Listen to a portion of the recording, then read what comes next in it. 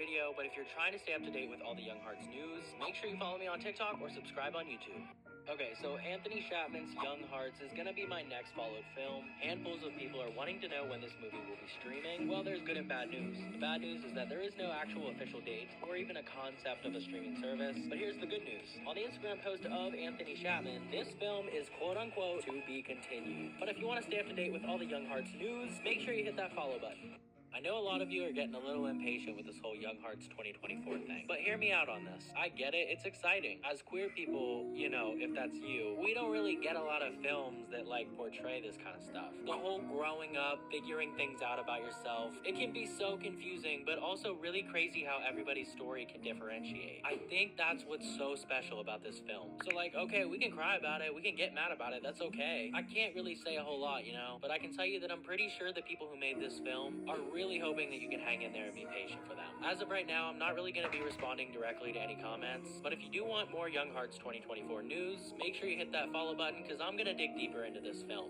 I won't even lie, I've seen all the Young Hearts 2024 interviews. Watch this clip real quick from Anthony Chapman. If you're late to the party, he's the director. But yeah, I just want to talk about this real quick. I noticed that the main characters in the movie are very young. Why did you choose this very young age range? Alright, I mean this in the most respectful way, but why would he not choose that age range? I only say this because like I remember being so conflicted and confused at like such a young age. I know that everybody's story and situation can be very different, but I really do know and believe that experiencing these feelings at such a young age is absolutely terrifying. But here's what he goes on to say. Well, it was really, at this age myself, I really had a lot of questions about growing up and falling in love and all the questions I think we all have when we grow up. And for me, it was like being 13, 14 years old. It was very normal for me to tell the story from this age, so yeah. But for more Young Hearts news, make sure you hit that follow button. I just found something out about Young Hearts 2024, and I am a little shook. You play two loved ones, two people that are in love. Yes. Oh, absolutely not. I mean, I honestly had no idea. I can't believe I've even been covering this. Not one, but two gay males in one movie? I mean, I don't know. I mean, I really thought this was a straight film. Haha, just kidding. We all know that I'm gay. And our community probably really needs a story like this right about now. Anyway, watch this clip real quick. I feel like at first I was a bit stressed, like, it's my first kiss, and then on screen.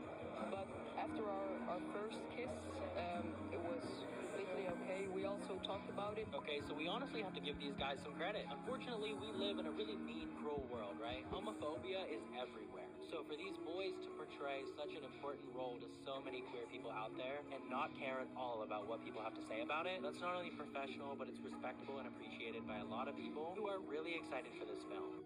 Alright, so there's a lot of Young Hearts 2024 interviews out there, and I want to get your thoughts on this, so make sure you leave a comment down below. Don't be shy, this is a safe space. A lot of the interviews that I've seen and listened to, quite frankly, don't answer the questions that I have. That doesn't mean they're bad interviews, I just need more information. I'll probably have to do some extra work here, but if you guys want to see an exclusive interview with potentially me and director Anthony Chapman, I don't know, maybe we can make something happen. Or I will stop posting and never show up on the internet ever again. You pick. But seriously though, let me know down in the comments below. Young Hearts is not supposed to premiere until December, and that's likely why we're not getting a lot of updates, because these people are busy making an awesome film. But for more Young Hearts news and updates, make sure you hit that follow button.